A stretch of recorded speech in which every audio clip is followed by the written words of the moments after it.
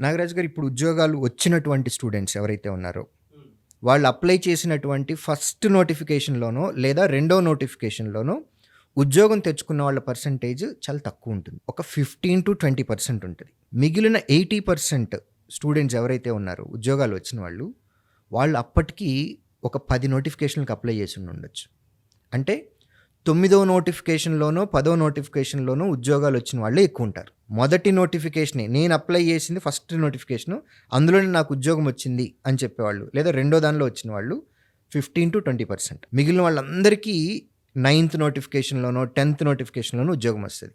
దీనికి రీజన్ ఒకటండి. మనకున్నటువంటి ఎగ్జామ్స్ అన్నిటిలో కొన్నిటిలో మీకు ఐడియా ఉంటుంది. సెక్షన్‌లు ఉంటాయి. ప్రిలిమ్స్‌లో అయితే 3 ఉంటాయి. మెయిన్స్‌లో అయితే 4 ఉంటాయి. కొన్ని ఎగ్జామ్‌లో 5 సెక్షన్‌లు ఉంటాయి. ఫస్ట్ ప్రిలిమ్స్ క్లియర్ చేయాలి. ఇది స్పీడ్ టెస్ట్.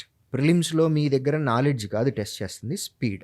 మెయిన్స్‌లో మిమ్మల్ని టెస్ట్ చేస్తున్నది మీ డెసిషన్ మేకింగ్. మీరు ఏది పట్టుకుంటున్నారు, ఏది వదిలేస్తున్నారు, మీరు ఎంత స్ట్రాటజీగా ఉన్నారు, ఇవి ఇంపార్టెంట్. సో ఏ ఎగ్జామ్‌లో ఏది టెస్ట్ చేస్తున్నారు అనేది ఇంపార్టెంట్.